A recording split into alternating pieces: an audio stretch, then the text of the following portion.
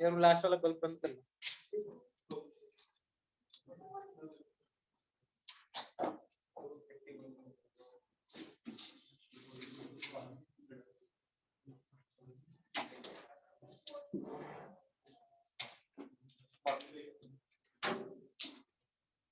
Archimedes principal लिखवा भी दिया है क्या तुमने?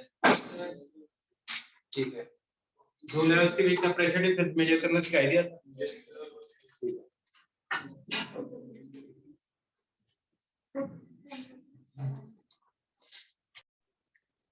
देखो आर्किमिडीज प्रिंसिपल समझ में आ गया? एक क्वेश्चन है जो हमेशा पूछा जाता है। मान लो एक ग्लास टम्बलर, इसमें मान लो आइस क्यूब है, क्यूब नहीं है आइस है, क्यूब तो बनाएंगे है ना।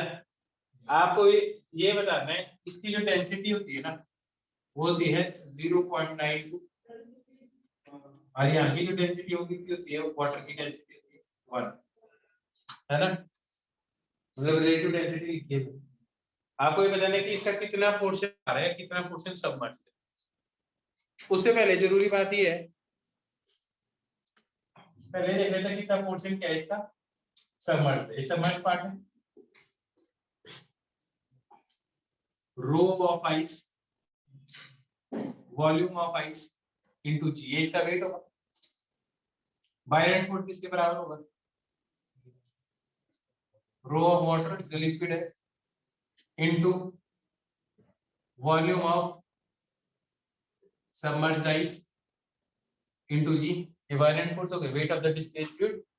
वही होता है जो फ्लूइड डिस्प्लेस हुआ है ना, जितना ये डूबा हुआ है, जी से जी गायब हो गया। Volume of submerged part upon volume of ice, ये क्या आ गया, कितना फ्रैक्शन क्या है डूबा हुआ है, किसके बराबर आ गया? Rho of ice upon rho of water. Rho of ice कितना है 0.92 और ये नीचे क्या आ गया 1, तो volume of submerged ice upon volume of ice. Logic समझ में आ गया? लॉजिक समझ में आ गया? 92% आइस पर हमेशा क्या रहता है, पानी में डूबा रहता है। क्या बात समझ में? 92% ही हुआ ना, तो इसका मतलब जो बाहर दिखाई देता है इस पर सिर्फ 8% है ना। तो जो रियल मॉन्स्टर हो पानी के अंदर है। आई बात समझ? पक्का?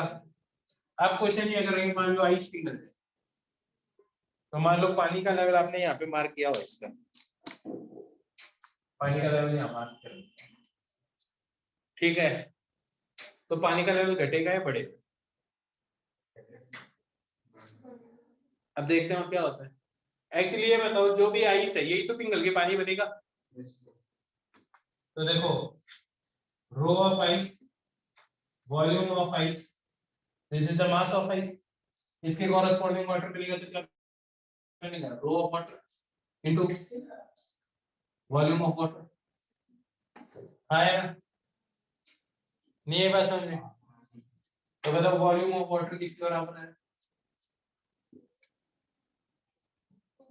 रो of ice volume of ice upon rho of water. जरा सबमर्ज्ड पार्ट देखो कितना है, इसको इधर मल्टीप्लाई कर दो, तो ये क्या आ जाएगा, वॉल्यूम ऑफ आइस। मेरे हिसाब से देखो जितना सबमर्ज्ड पार्ट है ना, है ना, जितना क्या है सबमर्ज्ड पार्ट है उतना ही पानी बन रहा है। ये देखो ये जो चीज है ये चीज के बराबर है, तो ये और ये चीज बराबर आ रही है। तो मेरे कहने का मतलब है जब ये सारी की सारी बर्फ पिघलेगी ना, तो इतना वॉल्यूम ऑफ वाटर नहीं, तो पानी के लेवल में कोई चेंज नहीं आएगा। बात समझ में आई? नहीं तो क्या होगा, पानी के लेवल में चेंज कोई नहीं है, क्योंकि जितना डिस्प्लेस्ड वॉल्यूम था वाटर का, बर्फ पिघलने के बाद उतना ही पानी बनेगी जितना ये सबमर्ज्ड पार्ट, तो पानी एक्स्ट्रा बचेगी। क्या लॉजिक समझ में? पक्का? एक क्वेश्चन और, अगर मान लो यही है ना, इसी के अंदर एक बोट होती और बोट के अंदर एक पत्थर रखा हुआ, अगर इस पत्थर को पानी में गिरा दे तो पानी का लेवल बढ़ता घटता है या सेम रहता है? अब तुम्हें ऐसे लग रहा है कि पहले आंसर सेम आया तो अगला भी सेम आया। मान लो ये 1 kg का वाटर, 1 kg का पत्थर है, तो अभी ये फ्लोट कर रहा है, तो कितने पानी को डिस्प्लेस होना पड़ेगा 1 kg को बैलेंस करने? 1 लीटर पानी में 1 kg वजन होता है। नहीं पता ये बात? पता है नहीं पता? आप 1 लीटर पानी खरीदो, 1 kg पानी खरीदो, बात बराबर है, कोई फर्क नहीं पड़ता। लेकिन आप 1 लीटर ऑयल खरीदो और 1 kg ऑयल खरीदो, अंतर। 1 लीटर दूध लेके आओ, 1 kg दूध लेकर आओ, अंतर। खरीद के आप 1 kg दूध नहीं लाते, पर बोलते हैं यार 1 kg दूध, 1 किलो दूध लेकर आ। 1 किलो दूध का होता है यार, 1 लीटर दूध होता है। आया ना बात समझ में आई है? ज्यादा कौन सा है? मेरे हिसाब से डेंसिटी पे डिपेंड करता है। जो मिल्क है ना, ये बताओ मिल्क पानी के ऊपर रहता है नीचे रहता है? अरे भाई मिक्स होता है, ऐसा तो नहीं डिफरेंट डेंसिटी की चीज हमेशा ऐसे। फिर तो बताओ वाइन ऊपर होता है, वाइन और अल्कोहल, अल्कोहल ऊपर होता है या पानी ऊपर रहता है? वो भी मिक्स हो जाता है भैया। जब मिक्स नहीं होते, केरोसिन ऑयल ऊपर रहता है या वाटर ऊपर रहता है? ये मिसिबल नहीं है। ये बात समझ में आ गई? ठीक है, तो सही बात है, समझ में आ गई। तो जब ये बात समझ में आ गई, ऐसे कहा है वाइन इधर जाना, तो 1 kg को भी फ्लोट कर रहा है, तब तो उतना उसके कोरस्पोंडिंग वाटर डिस्प्लेस कर रखा होगा। 1 kg वाटर, 1 kg वाटर का मतलब 1 लीटर वाटर। लेकिन जब इस पत्थर को इसमें डाल दोगे तब ये कितना पानी डिस्प्लेस करेगा? जो पत्थर का वॉल्यूम है, आया ना? तो तुम्हें ये लगता है क्या 1 kg पत्थर का और 1 kg पानी का वॉल्यूम बराबर होता है? 1 kg पत्थर ही तो नहीं होता है, 1 kg पानी ज्यादा होता है। आया ना बात समझ में आई है? तो फिर डिस्प्लेसमेंट वॉल्यूम क्या हो जाएगा? कम हो जाएगा। अंदर था तो ज्यादा पानी डिस्प्लेस कर रखा था इसने, अंदर आ जाएगा तो कम पानी डिस्प्लेस करके रखेगा, तो लेवल क्या हो जाएगा? नीचे आ जाएगा, तो नीचे आ जाएगा। क्या बात समझ में आ गई? पक्का? एक बार बता, ये था पत्थर, इसके अंदर डालना तो 1 लीटर पानी डिस्प्लेस हो गया, तो 1 लीटर के हिसाब से मार्जिन ऊपर चला जाएगा। फिर मान ले इसको अंदर डाला, हो सकता है इसने 200 ml डिस्प्लेस कर रखा हो, क्योंकि अब तो ये उतना ही डिस्प्लेस करेगा ना जितना इसका वॉल्यूम है खुद का पत्थर का। तो फिर जब 200 ml डिस्प्लेस है, पहले कितना डिस्प्लेस था? 1 लीटर। आया ना? 1000 ml, अब कितना है? 200 ml। तो ये पानी का लेवल क्या हो जाना है? नीचे आना ही है। आया ना? नहीं बात समझ, आगे बात समझे? पक्का? लिखना है कुछ? लिख लो।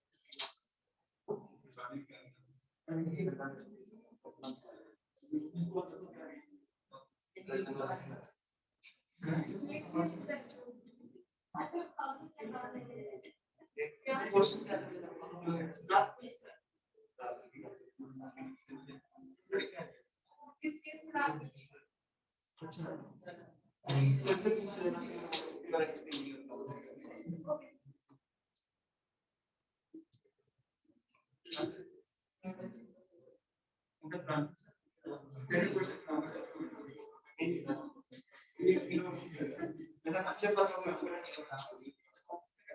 है मेरे साथ इसके बाद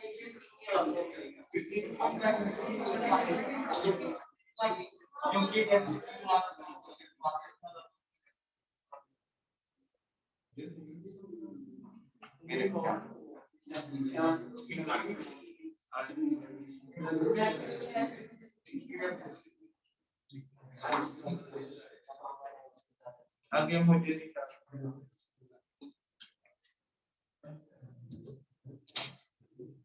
सर 0.92 आइस की डेंसिटी हमेशा रहती है कि मतलब ये आपने रिलेशन होती है कई जगह 0.9 दे रखा है कई जगह 0.91 पर 0.92 होती है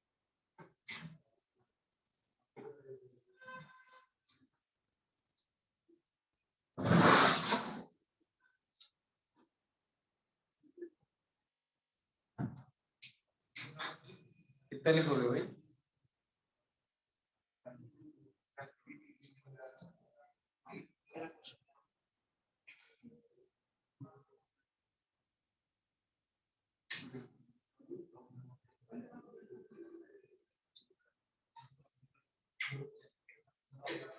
हेडिंग लिखो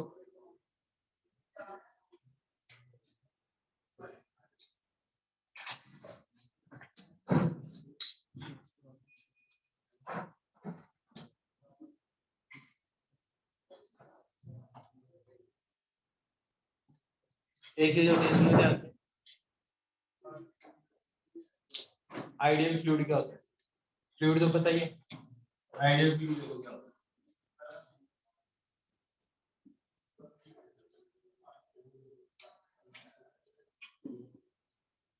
तो मतलब क्या लगता है आइडियल फ्लूइड करना चाहिए विस्कस फोर्स नहीं होता विस्कस फोर्स समझते हो जैसे हनी एक इंक्लाइन पे हनी डाल दो वाटर डाल दो हनी धीरे धीरे चलेगा ऐसे लगता है एक लेयर दूसरी लेयर के मोशन को रिस्ट्रिक्ट कर रही है इसको क्या बोलता है विस्कस तो विस्कस फोर्स क्या होना चाहिए 0 होना चाहिए दूसरी चीज आइडियल जो फ्लूइड नहीं आइडियल चलो ठीक है आइडियल लिक्विड बोलना चाहिए ठीक है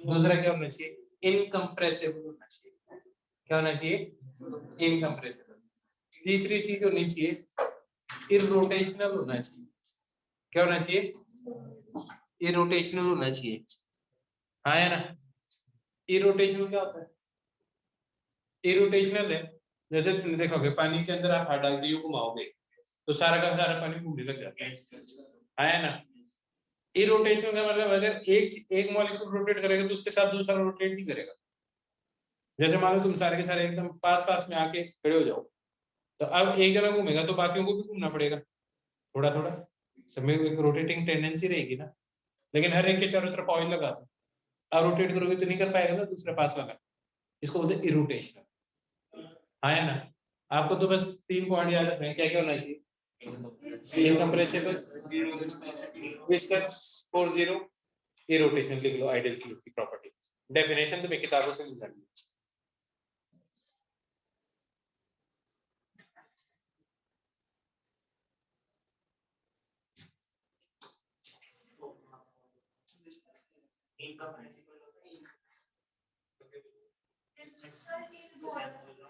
इनकम्प्रेसिबल होती है इनकम्प्रेसिबल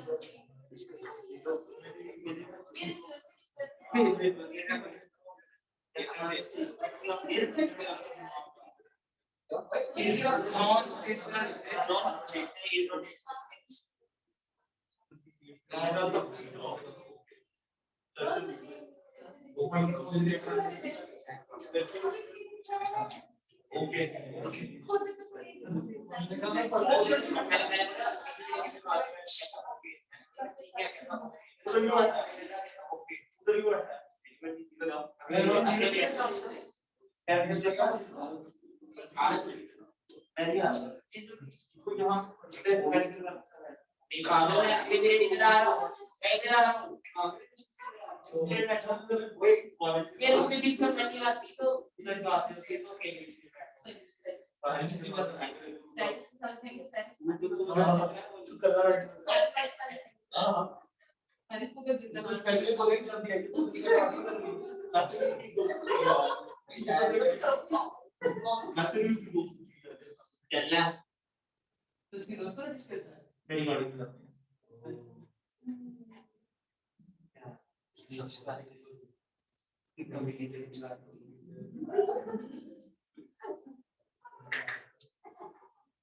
ओके ओके तेरा नाम के डाल पर सब ओके जो मैं बोलूं मैं तो सीधे पढ़ रहा हूं तो मैं ओके मार देता हूं हाँ मेरा बात ओके हाँ चलो यहाँ तक समझ में आ गया। अब एक चीज होती थी बोलते हैं streamline flow, equation of continuity, streamline flow, turbulent flow, सारी बात समझाता हूँ। स्ट्रीमलाइन फ्लो क्या होता है, तुमने देखा होगा कई बार आप टैप को जैसे खोलते हो पानी एकदम स्मूथली नीचे आता है, उसको क्या बोलते हैं स्ट्रीमलाइन। उससे भी अच्छा एग्जांपल, अगर मान लो आपने एक अगरबत्ती जलाई तो उसके ऊपर से धुआं होता है, स्मोक होती है, वो सीधी सीधी लाइन लगती है और फिर एकदम से ऐसे डिस्टर्ब हो जाती है ना। तो ये जो अब एकदम स्मूथली जाती है ना, इसको क्या बोलते हैं स्ट्रीमलाइन फ्लो बोलते हैं, है ना। और जहाँ पे एकदम ऐसे इसका मोशन, जिसे बोल सकते हो कि आप जिसकी स्टडी नहीं कर पा रहे हो कि कौन से स्मोक पार्टिकल किधर जा रहा है, रैंडम मोशन हो गया, उसको बोलते हैं टर्बुलेंट फ्लो। क्या बोलते हैं टर्बुलेंट फ्लो। क्या बात समझ में आ गई, स्ट्रीमलाइन फ्लो समझ में आ गया। जैसे मान लो ये ट्यूब है, तो इस ट्यूब में क्या होगा, कोई भी मॉलिक्यूल यहाँ पे आएगा ना इस लिक्विड के, तो इसके थ्रू जा रहा है, उसकी वेलोसिटी हमेशा फिक्स नहीं होगी, है बात समझ में। उसकी वेलोसिटी क्या होगी, फिक्स होगी। इस पॉइंट पे कोई भी मॉलिक्यूल आएगा उसकी वेलोसिटी फिक्स नहीं होगी। क्या लॉजिक समझ में आया, पक्का, क्या बात समझ में।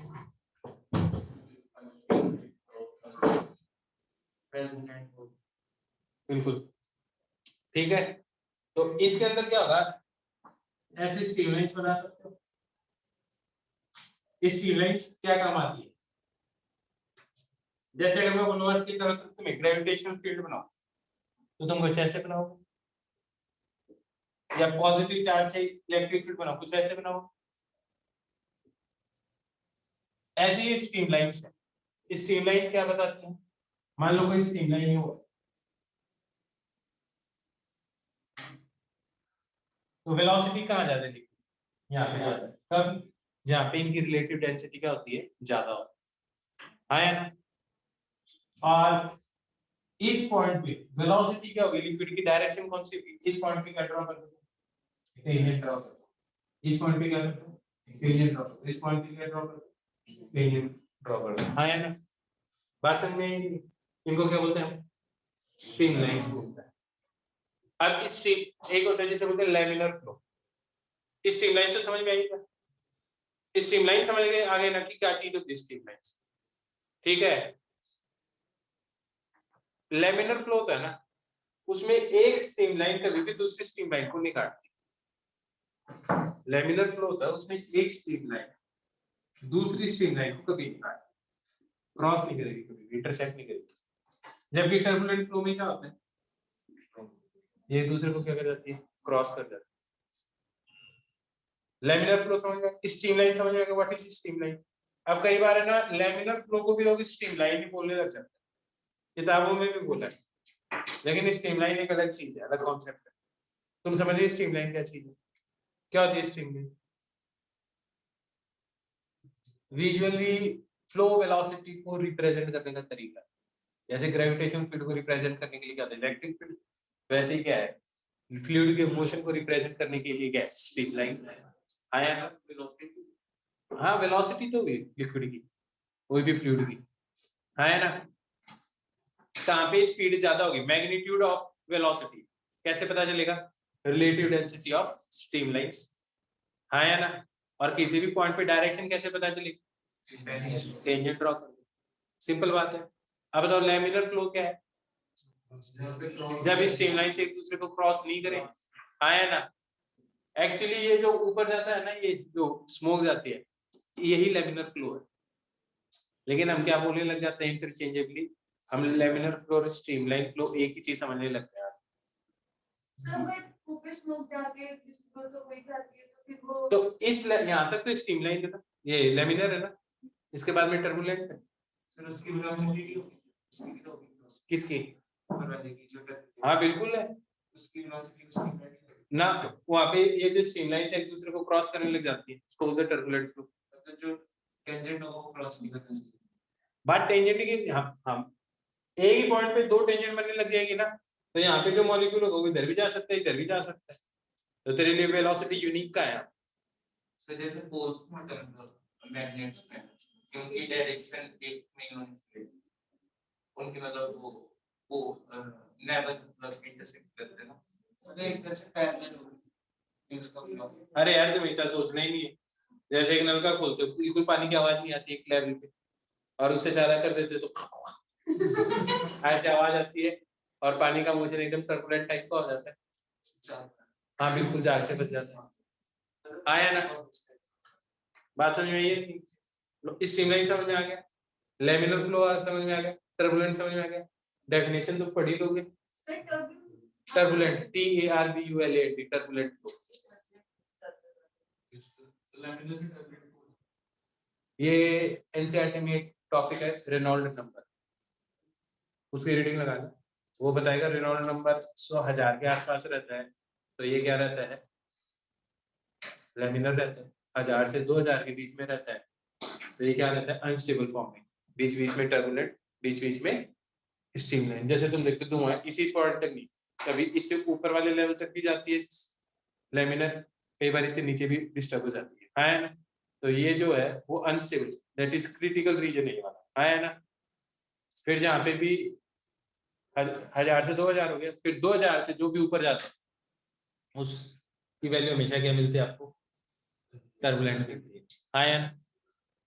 देखो रीडिंग लगानी पड़ेगी, मैंने क्या कहा, मैं तुम्हें पंच पॉइंट समझा रहा हूँ, ठीक है, और ये इंपॉर्टेंट है। What is streamline low, streamline flow लिख लो, पूछा भी जाएगा। What is laminar flow, what is turbulent. Streamline समझ में आ गया, रीडिंग लगाओ खड़ाखट समझ में आ जाएगा तुम्हें। और रेनॉल्ड नंबर क्या है? ये आइडियल फ्लूइड का टॉपिक है सर, आइडियल फ्लूइड का ही टॉपिक है। Streamline flow, turbulent flow, laminar flow. Streamline flow बोल देते हैं, वो स्ट्रीमलाइन होती है। स्ट्रीमलाइन और लेमिनर फ्लो एक ही बात है। मिटा दूं? स्ट्रीमलाइन की डेफिनेशन वो मेरे को भी नहीं बता, मैंने लिखवा नहीं था।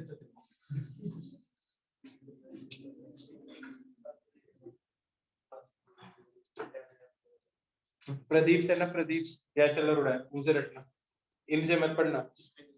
हाँ इनमें कॉन्सेप्ट होता है जैसे मैं बता, ठीक है। मैंने बता दिया ये रटनी है तो ये रटनी है, कोई ऑप्शन नहीं है इसका। और रेनॉल्ड नंबर, रेनॉल्ड नंबर भी लिख लो, एनसीईआरटी में टॉपिक दे रखा है। Reynold number REYL, Reynold number बिल्कुल वही रेनॉल्ड है। अब सुनो आगे, अब लिखो equation of continuity. Equation of continuity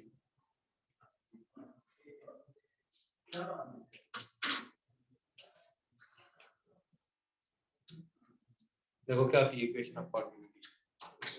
equation of continuity होती है कि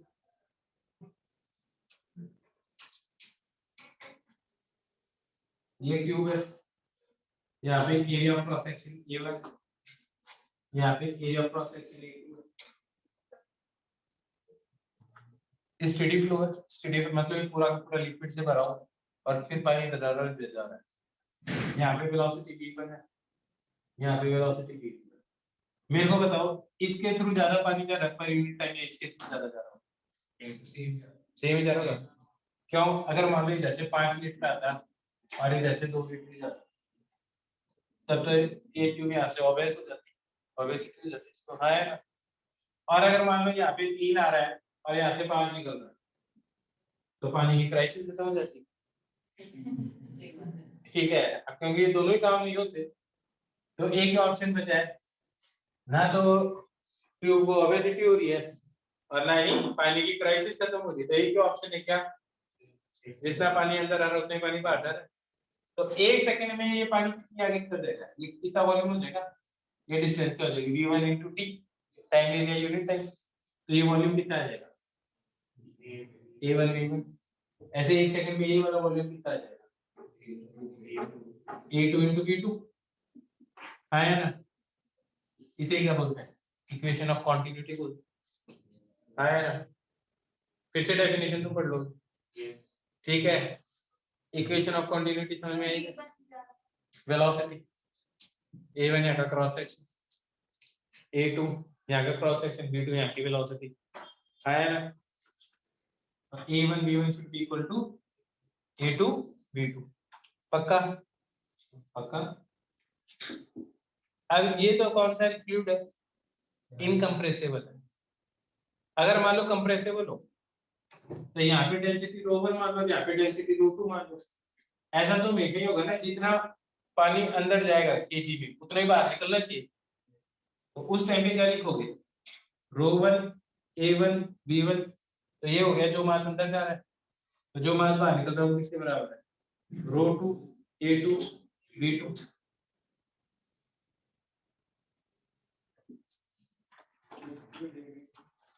बस यही डेरिवेशन है, ये इनकम्प्रेसिबल फ्लूइड, ये कंप्रेसिबल फ्लूइड, ये इक्वेशन ऑफ कंटिन्यूटी। एग्जांपल तुम्हें पता है गार्डन के अंदर हॉस पाइप होती है, पानी छिड़कना होता है, तो आप एरिया ऑफ क्रॉस सेक्शन आगे से कम कर देते हो तो वेलोसिटी बढ़ जाती है, पानी दूर तक जाता है। फिर तुमने देखा अगर लस्सी बनाते हो ऊपर से नहीं डालते, तुमने देखा कि तो यहाँ से जितनी हाइट से डालते तो नीचे नीचे आते आते ही हो जाता है, area of cross section liquid का कम हो जाता है। क्यों, नीचे नीचे आते जाते वेलोसिटी ज्यादा हो जाती है, तो एरिया ऑफ क्रॉस सेक्शन का हो जाता है, कम हो जाता है। लॉजिक आगे समझ। तो बस यहाँ का एरिया दे रखा है, यहाँ की वेलोसिटी दे रखी है, यहाँ का एरिया दे रखा है, यहाँ की वेलोसिटी है।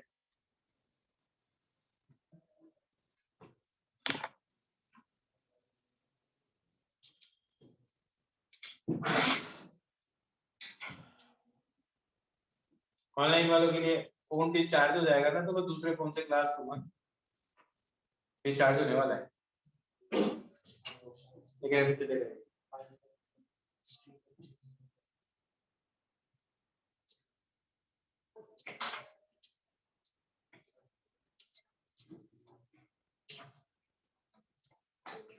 हाँ वही लिख लिया क्या, आज ही लिखना है। इक्वेशन ऑफ कंटिन्यूटी पक्का पूछी जाएगी स्कूल में, डेरिवेशन है क्या, स्टेटमेंट ही इसका सर, न्यूमेरिकल आ जाए हो सकता, डेफिनेशन लिखेगा प्रदीप से ऐसा लरूरा से तेरे को रटनी है, और बस डेरिवेशन यही है।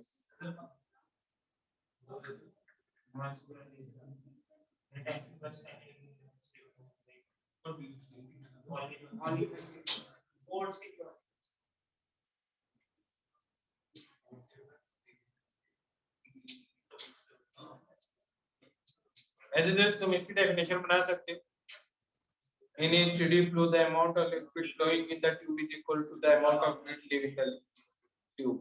खत्म, सर में लिख दो और क्या है। अब लिखो बर्नौली इक्वेशन। अब जो बोल रहा हूँ ना वो तो 110% ही पूछा जाएगा, ऑप्शन ही नहीं निकालना, और आएगा भी कम से कम 3 नंबर का हो सकता है, 5 मार्क्स का भी। बर्नौली इक्वेशन, हाँ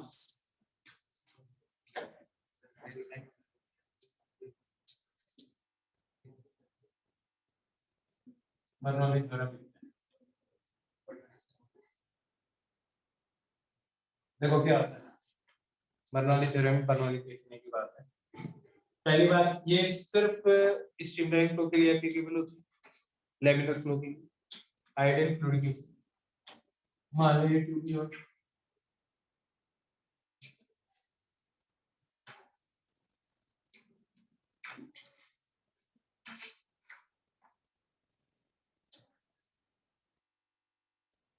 जहाँ पे area cross section v1, velocity v1, area cross section A2, velocity V2, ground से इसकी सेंटर हाइट h1 है, इसकी हाइट सेंटर h2। पहले मैं एकदम फालतू टाइप की डेरिवेशन बता दूं, इक्वेशन याद है। कोई भी एलिमेंट लो छोटा सा, तो मेरे को मतलब है कि इससे मास पर यूनिट वॉल्यूम, छोटा सा लेना है तो मास पर यूनिट वॉल्यूम डेंसिटी ले, तो कोई छोटा सा एलिमेंट उसकी काइनेटिक एनर्जी क्या होगी, हाफ m v स्क्वायर, इसको मैं v से डिवाइड, वॉल्यूम से डिवाइड कर दूं तो ये क्या आ जाएगा, density half rho into v square. तो ये क्या होगी, kinetic energy per unit volume.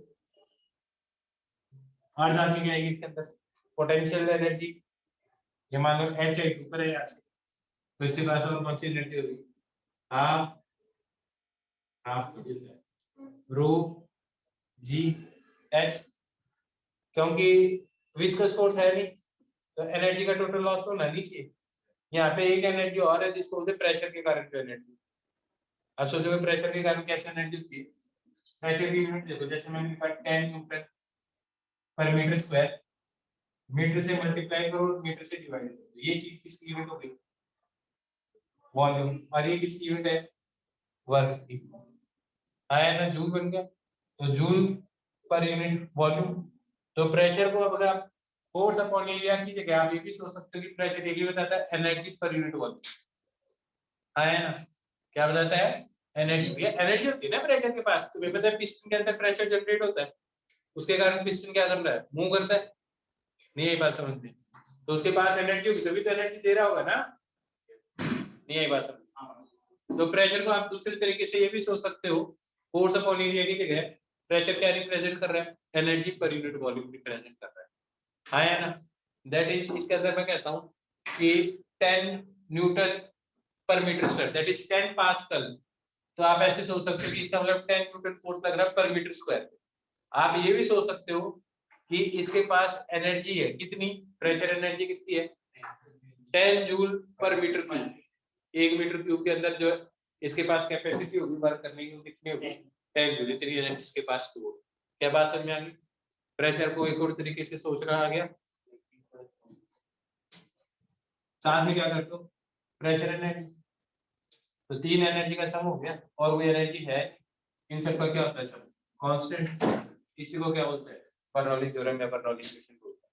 ये तो बर्नौली इक्वेशन हो है ना, डेफिनेशन लिखो, बर्नौली इक्वेशन है Bernoulli theorem.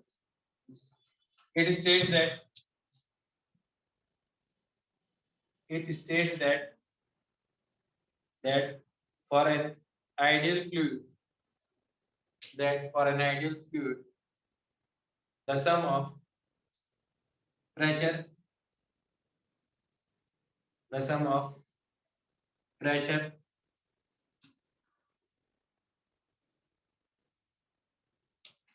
kinetic energy per unit volume and potential energy per unit volume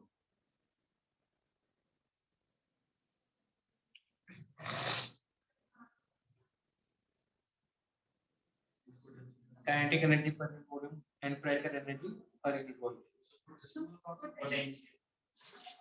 तो एक ही बात है, sum of pressure plus kinetic energy per unit volume and potential energy per unit volume is constant। इसको क्या बोलते हैं, Bernoulli equation बोलते हैं।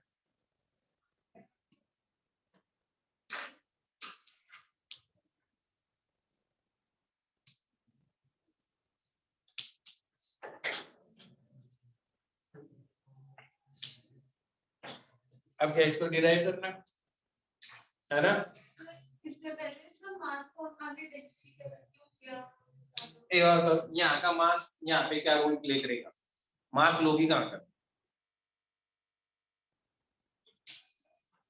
मास कहाँ का लोगी, तुम्हें अगर एनर्जी कंजर्व करनी है तो यहाँ का मास, यहाँ पे पोटेंशियल एनर्जी लगेगी, यहाँ पे पोटेंशियल एनर्जी लगेगी, तो सॉल्व कैसे कर पाओगे। तो एक ही ऑप्शन बचता है कि छोटा सा एलिमेंट पकड़ो, उसी के बारे में डिस्कस कर सकते है ना। बिल्कुल ऐसी बात है, मान लो हाथ पे लगी है ना, और खून आ रहा है हाथ पे, तो ऐसा तो नहीं है कि जो बैंडेज करवानी है वो पूरे शरीर पे करवानी है, जहाँ पे लगी वहीं पे करानी पड़ेगी। अब आपको एनर्जी जहाँ की कंजर्व करनी है, हाँ है ना, आप बस उसी पॉइंट कर दो। अगर ये एलिमेंट यहाँ की बजाय यहाँ आ जाए तो क्या चीज कम हो जाएगी इसकी? तो इसका मतलब इन दोनों में से कोई ना कोई चीज बढ़नी चाहिए, या मैं बोलूं इन दोनों का सम बढ़ना चाहिए, हाँ है ना। यहाँ पे वेलोसिटी ज्यादा होगी ना, तो यहाँ वेलोसिटी ज्यादा होगी तो काइनेटिक एनर्जी क्या होगी यहाँ पे? ज्यादा होगी काइनेटिक एनर्जी। तो पता है इन दोनों का सम क्या होना चाहिए? कम हो जाना चाहिए। अब मेरी बात समझ में आ गई? इस तरह से इसको यूज करेंगे, मैं बताता हूँ कैसे यूज। यहाँ तक लिख लिया? अब इसकी डेरिवेशन है। अब सुनो, डेरिवेशन बहुत ही सिंपल है, बस एक बार पढ़ना समझ में आना चाहिए। डेरिवेशन ऐसे ही है। मैकेनिकल एनर्जी किसके कारण चेंज हो सकती है? पहले तो मैकेनिकल एनर्जी कंजर्व कब रहती है? ध्यान से सुनो, आराम से बताओ, जल्दबाजी नहीं। Mechanical energy conservation, principle of mechanical energy. अच्छा, फेल होने की तैयारी कर रहे हो, पास होने की तैयारी कर रहे हो? वर्क नहीं कर सकते, बिल्कुल सही बात है। तो मैकेनिकल एनर्जी कब कंजर्व रहती है? जब नॉन कंजर्वेटिव फोर्स वर्क ना करे। तो मैकेनिकल एनर्जी चेंज कब होगी? जब नॉन कंजर्वेटिव फोर्स वर्क करे। बस यही प्रिंसिपल, इसको सॉल्व करना। Change in mechanical energy is equal to work done by non conservative. Change in mechanical energy is equal to work done by non conservative. Simple. Kinetic energy initial, है ना।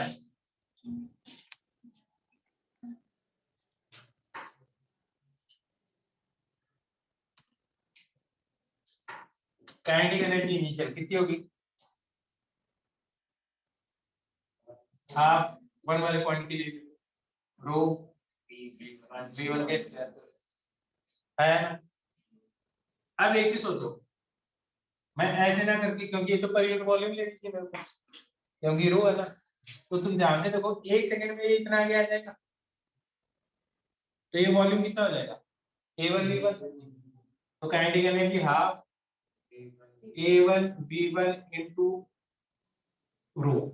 रो तो पूरी liquid का same ही होगा, incompressible की भी बात कर रहा हूं मैं, इनटू v1 का स्क्वायर। काइनेटिक एनर्जी आ गई नीचे, ऐसे फाइनली क्या आ जाएगी? यहाँ ठीक है जी, लॉजिक समझ में आ गया? तो काइनेटिक एनर्जी फाइनली क्या आ जाएगी?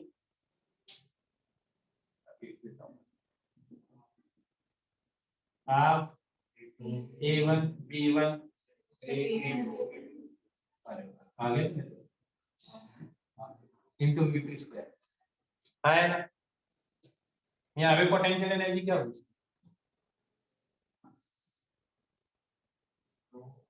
a1 b1 इनटू रो, ये तो मास हो गया, into g into x।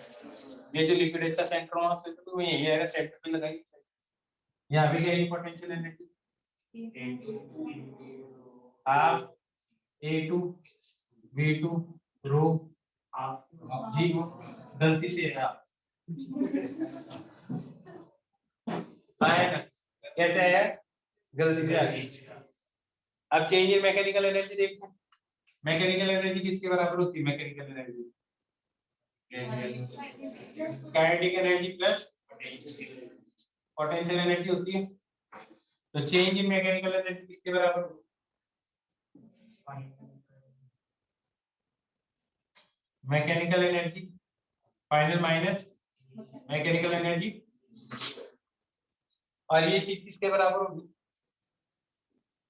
Work done by external force, आया ना। Non work done by non conservative, work done by non conservative force. बताओ समझ में आई बात? आप पहले बार वर्क डन कैलकुलेट कर ले, नॉन कंजर्वेटिव फोर्स के कर ले। यहाँ पे P1 प्रेशर है, यहाँ पे P2 प्रेशर है। ये P1 प्रेशर इस एलिमेंट पे इधर फोर्स लगा रहा होगा, कितना लगा रहा होगा P1 A1, और डिस्प्लेसमेंट कितना हुआ है 1 सेकंड में V1, तो वर्क डन कितना हो गया P1 A1 V1। इधर ये वाला प्रेशर इस लिक्विड वॉल्यूम पे इधर फोर्स लगा रहा होगा, कितना लगा होगा P2 A2, और ये डिस्प्लेसमेंट कितना हो गया P2, लेकिन नेगेटिव वर्क को फोर्स बार वाला लिक्विड इधर लगा रहा है और डिस्प्लेसमेंट इधर हो रहा है, तो माइनस P2 A2 V2 आया ना। सो दिस इज व्हाट, इसको और बढ़िया कर सकते हैं, net work done by non conservative is equal to change in mechanical pressure. कौन सा वाला जो यहाँ पे प्रेजेंट, और क्या अभी ऊपर जा रहा है किसके कारण, जैसे अगर मान ले मैं इस मार्कर को, अभी इसकी मैकेनिकल एनर्जी क्या है, कुछ ना कुछ होगी। अब मैकेनिकल एनर्जी क्या बढ़ी या घटी, बढ़ गई, किसने वर्क किया मैंने, मैं नॉन कंजर्वेटिव फोर्सेस लिया ना। और अगर मैं फेंकता तो क्या होता है, इसकी पोटेंशियल एनर्जी बढ़ती तो काइनेटिक एनर्जी घटने लग जाती। इस केस में यहाँ पे भी काइनेटिक एनर्जी जीरो है, यहाँ पे भी काइनेटिक, पर पोटेंशियल एनर्जी दोनों जगह डिफरेंस है, तो जो पोटेंशियल एनर्जी का डिफरेंस है उतने वर्क संदीप मैंने किया होगा यहाँ पे। लॉजिक आ गया सर, पक्का। अब देखो, अब ये चीज इसके बराबर करनी है, कर दे, करनी पड़ेगी, ऑप्शन ही नहीं है कोई। P1 A1 V1 minus P2 A2 V2, kinetic energy final minus kinetic final का सम कर दें, क्या आ जाएगा A1 V1 रो, फाइनल लिखना है पहले, A2 V2 rho into G into H2 plus kinetic energy लेना है, कितनी आएगी हाफ रो A1 अरे नहीं A2 V2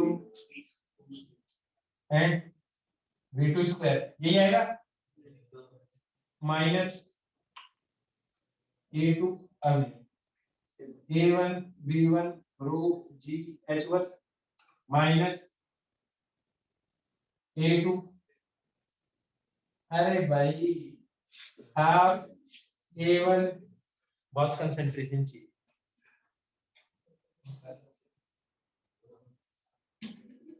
माइनस दिखाई नहीं दे रहा हूँ बार, हाफ A1 B1 रो B1 के स्क्वायर आएगा। इक्वेशन ऑफ क्वांटिटी पता है ना तुम्हें, A1 B1 should be equal to ध्यान से देखना, वो भी काट देंगे, रुक जाओ अभी जरूरत नहीं है।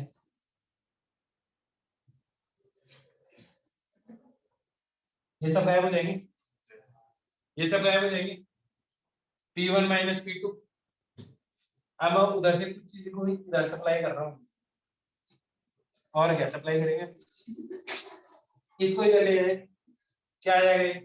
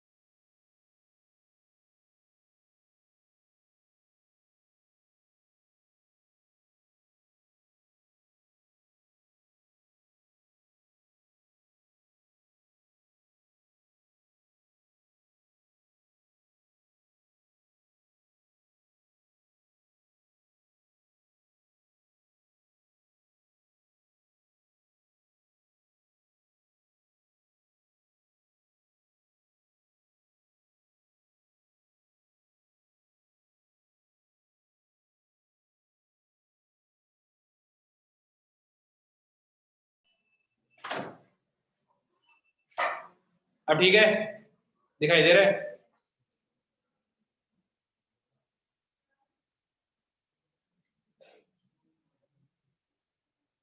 मैंने इस इक्वेशन की मसाज की थी, फिर इसकी ये बना दी, ठीक है?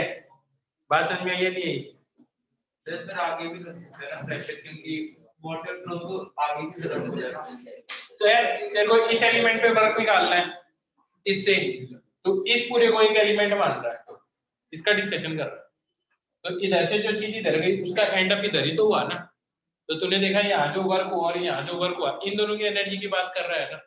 तो इस एलिमेंट के लिए तो एक्सटर्नली ये हुआ ना, तो फोर्स इधर लग रहा है, और यहाँ पे इसके लिए एक्सटर्नली हुआ तो ये फोर्स इधर लगाएगा। यार इस दीवार पे अंदर वाली एयर इधर फोर्स लगा रही होगी, बाहर वाली एयर किधर लगा रही होगी, इधर। तो इस कमरे का डिस्कशन करेगा तो अंदर वाली का कारण फोर्स थोड़ी देखेगा, तो बाहर वाली एयर के कारण देखेगा ना। तो इस दीवार पे इधर फोर्स लगेगा और इस दीवार पे इधर फोर्स लगेगा। अब समझ में आ गई बात?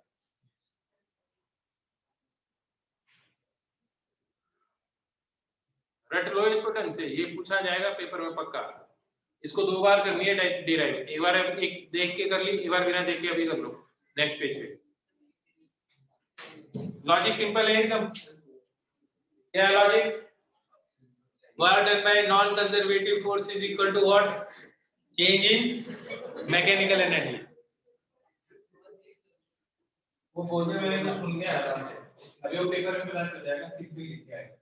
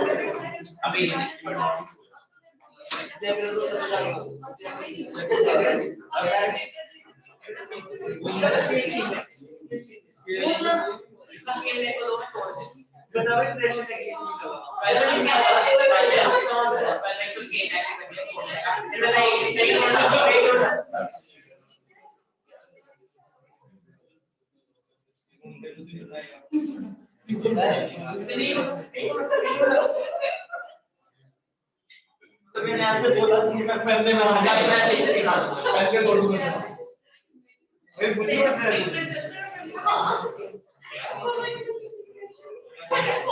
बुद्धि मत बुद्धि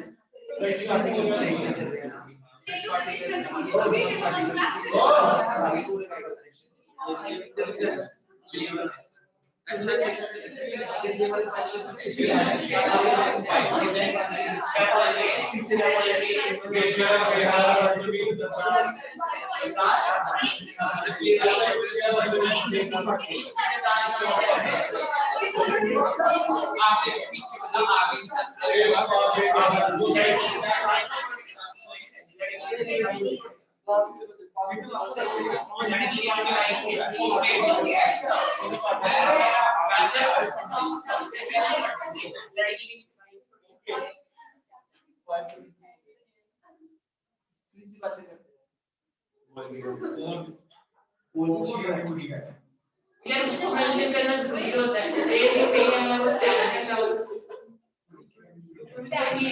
वो है ना हमारे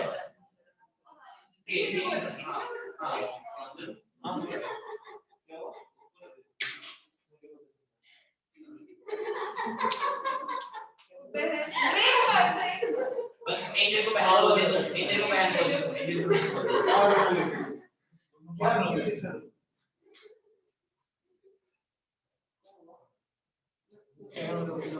ये बढ़िया फाइल चलाती है उस दिन ट्रांसलेशन ऑफिशियल चैनल वाली तेरी रुचि होगी भाई ये तेरे पोस्ट निकालने पड़ेंगे प्रांजल को नहीं इसको दुख हुआ था रीति से कुछ लेना इससे पूछने को पास में आ रही थी बेटे उसे खींच के हां अब तो डाली खुशी मैं तो खुश हो गया बहनी भाई बनाया प्रांजल बहन है इंजन भाई प्रांजल बहन है इंजन भाई है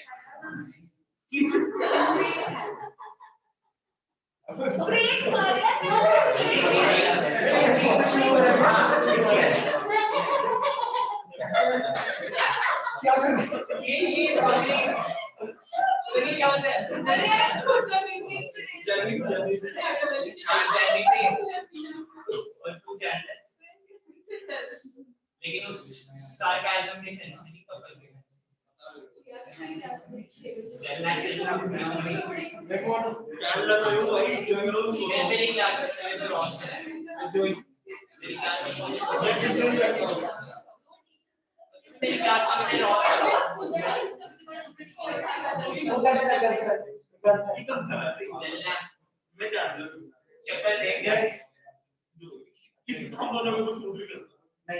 ऊपर जो ही सूट करता है वो किस टाइप से जो ही बात मेरे पे कर रहा था जो ही इसमें सूट करेगा आज लड़की ने लाइन मारना वो भी जो ही बात देखा जाए ना स्कूल में तो सारे मिलके क्यों कैसे यार ये नहीं आता है जो ही आता है जब मैं ये सुनने लगा हमारे ग्रुप में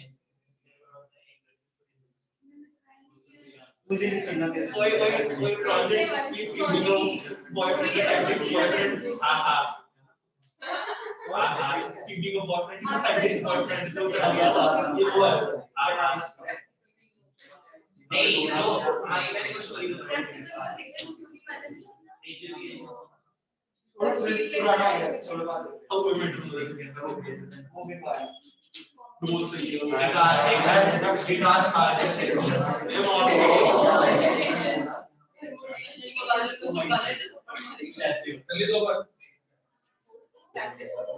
अरे यार मैंने कहा कह के गए हो एक बार फिर से कर लो, तुम्हारा ध्यान ही नहीं रहता।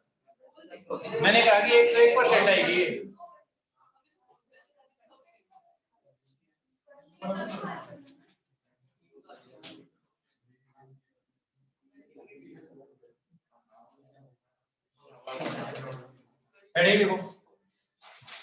Application of Bernoulli, application of Bernoulli.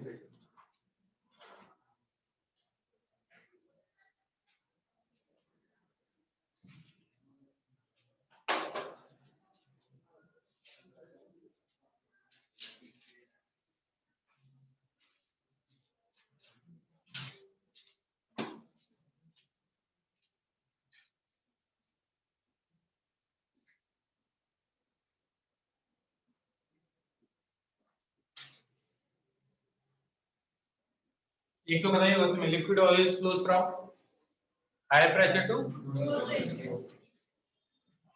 यहाँ पे प्रेशर है P1, यहाँ पे प्रेशर है P2, लिक्विड जैसे इधर फ्लो कर रहा है। पहला option P1 is greater than P2, second P1 is equal to P2, third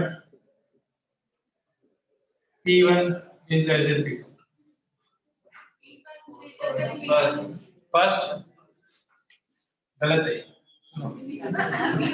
Bernoulli equation सुनो, दोनों की हाइट सेम है, P1 plus half rho P1 का square, P2 plus half rho P2 square. अगर हाइट सेम है that is potential energy अगर क्या है सेम है, आया ना। तो जिसके पास वेलोसिटी ज्यादा होगी उस पॉइंट में प्रेशर क्या होगा, कम होगा। इक्वेशन ऑफ कंटिन्यूटी से पता है कि V1 वेलोसिटी ज्यादा होगी एज कंपेयर टू V1, यहाँ पे प्रेशर क्या होगा कम, यहाँ पे वेलोसिटी कम है तो यहाँ पे प्रेशर क्या होगा। अब सुनो इधर इधर जान, इधर जान, सुनो इधर जान, यहाँ पे बात सुननी। इसका मतलब अगर हाइट लगभग सेम है तो जहां वेलोसिटी जाएगी वहां पे प्रेशर क्या होगा, कम होगा। इसका सिंपल एक एग्जांपल बताता हूं तुम्हें। ये दो पेपर है, इनमें से मैं एयर ब्लो करूं तो ये क्या होनी चाहिए, दूर जानी चाहिए, लॉजिकली लगता है।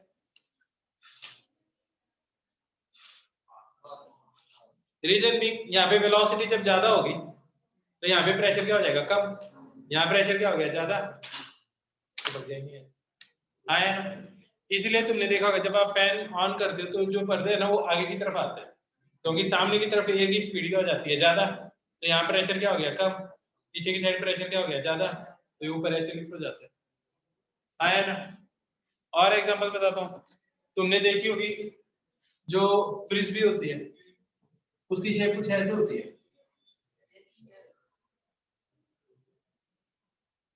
आया ना।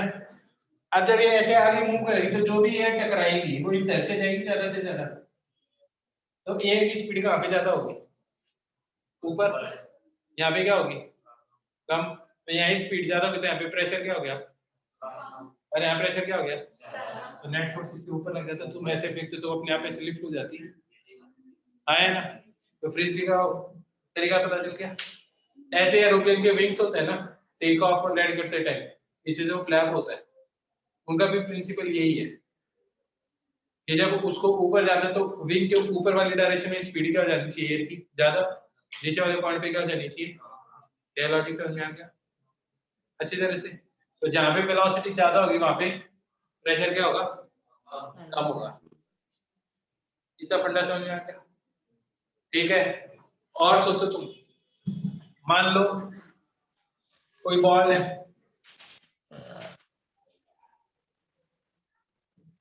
एक बॉल सीधी सीधी आती, कई बार तुम देखते हो कि बॉल स्विंग होती है एयर में। स्विंग क्या होती है, ऐसे जा रही है बॉल, ऐसे जाने होती है बॉल, ऐसे चल जाती है एयर में, ऐसे मुड़ जाती है, आया ना। उसको क्या बोलते हैं, बॉल क्या कर रही है, स्विंग कर रही है। ऐसे तुमने देखा फुटबॉल के अंदर बनाना किक होती है, किक मारते हो सीधी जाने की वजह वो ऐसे कर्व हो जाती है एयर में अपने आप में, वो सारा का सारा बर्नौली पे बेस्ड है। जैसे अगर मान लो ये ऐसे रोटेट कर रही है बॉल और ये आगे जा रही है, तो यहाँ पे एयर की स्पीड ज्यादा होगी, यहाँ एयर की स्पीड ज्यादा होगी, इस पॉइंट पे एयर की स्पीड ज्यादा, ऐसे कर रहे हैं एयर को लेकर ड्रिफ्ट इधर करने की कोशिश, जैसे इस पे है तो यहाँ पे एयर की स्पीड क्या हो जाएगी ज्यादा, यहाँ क्या होगी कम, तो ज्यादा हो गया, प्रेशर क्या हो गया, यहाँ प्रेशर क्या हो गया, तो ये ऊपर की तरफ लिफ्ट होगी।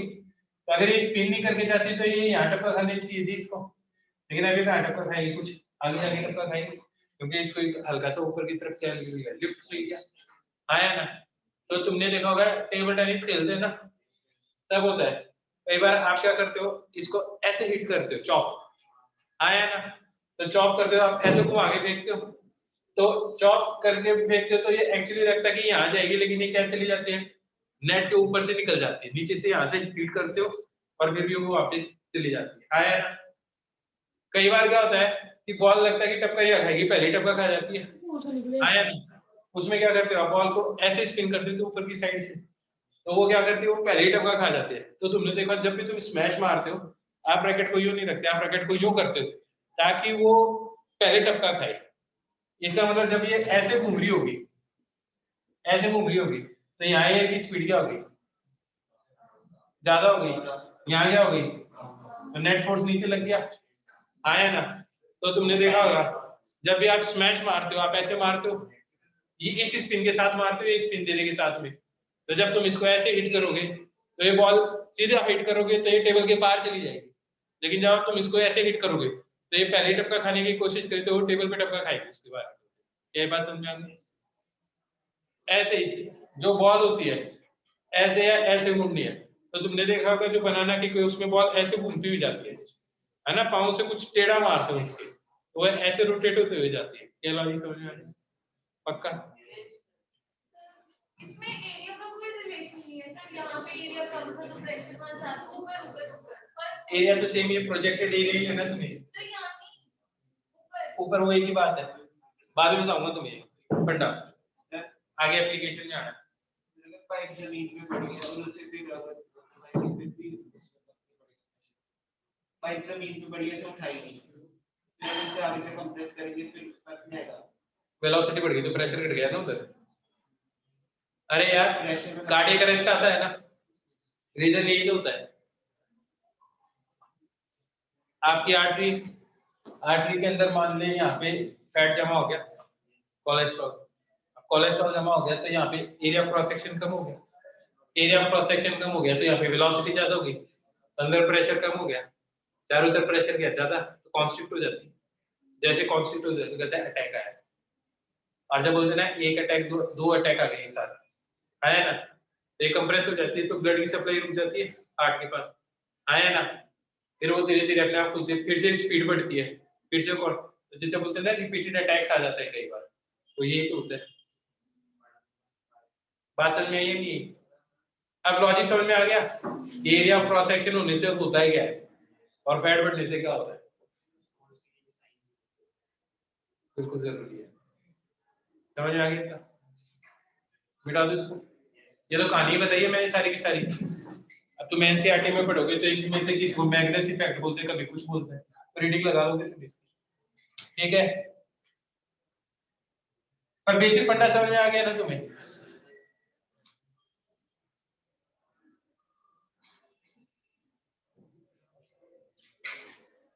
अब लिखो venturi meter, VENTURA, venturi meter. Application है।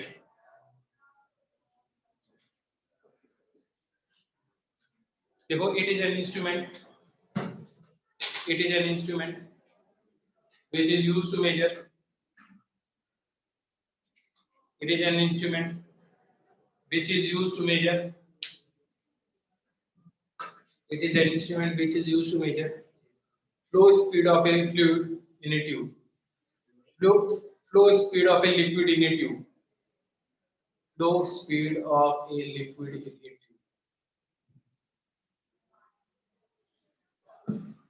समझो कैसे काम करता है।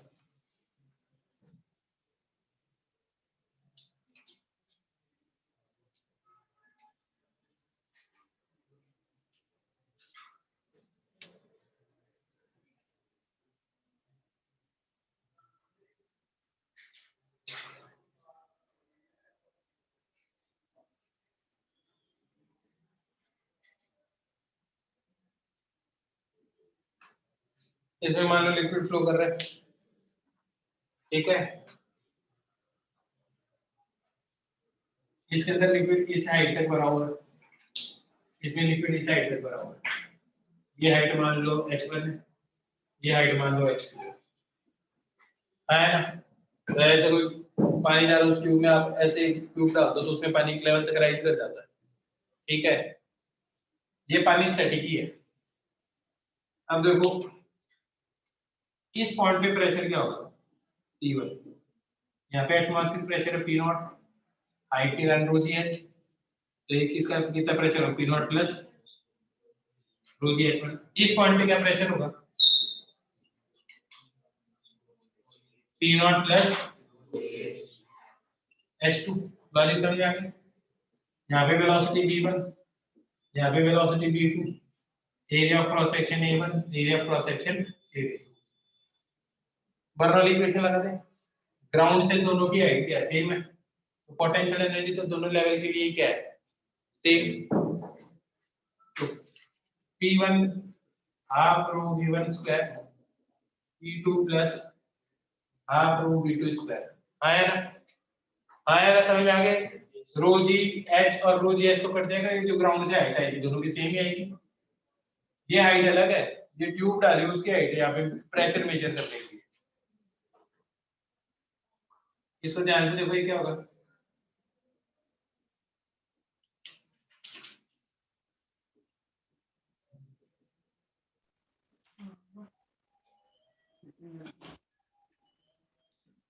आया ना?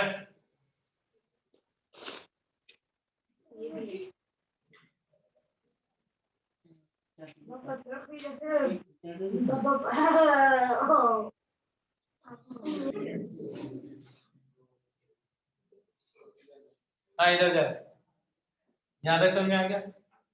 ये क्या बना,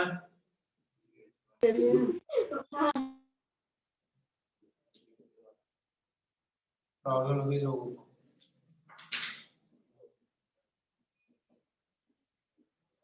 ऐसे लोगों को पता क्या होता है, मेंटली सिक, वो आपके रूल का बता दीजिए। है ना? अब देखो ये ऐसे आ जाएगा,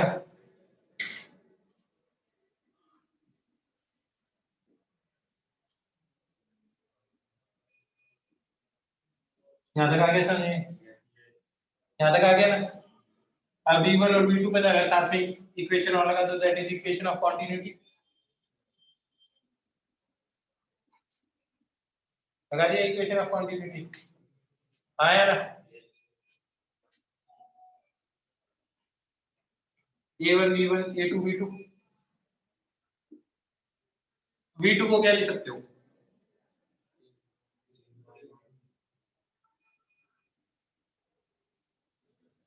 ये लिखोगे आया ना, V1 बाहर आ जाएगा कॉमन।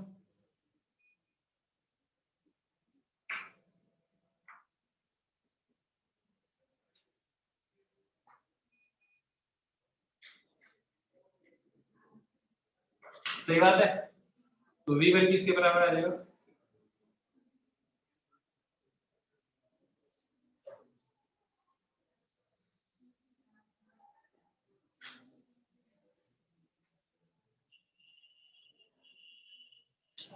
तो V1 वेलोसिटी किस किस की टर्म्स में आ गई है? इस लिक्विड के हाइट्स में और इनके एरिया ऑफ क्रॉस सेक्शन में। तो आपको ट्यूब के अंदर घुस के भी देखना पड़ेगा पानी की क्या वेलोसिटी है।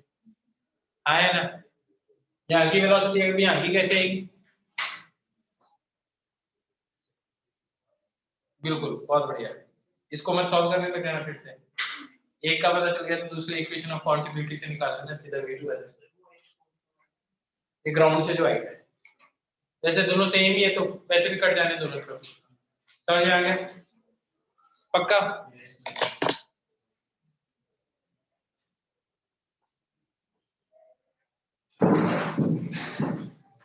दो लेक्चर और लगेंगे इसके। स्पीड ऑफ इफ्लक्स, अगली क्लास में स्पीड ऑफ इफ्लक्स, विस्कोसिटी, और फिर अगले में axis pressure inside soap open और कैपिलरी। अब आज जितना कराया है ना उसकी रीडिंग लगा लेना तू और इसके नोट्स बना लेना। ये समझ में आ गया? आज जो करवाया समझ में आ गया ना इसी तरह से।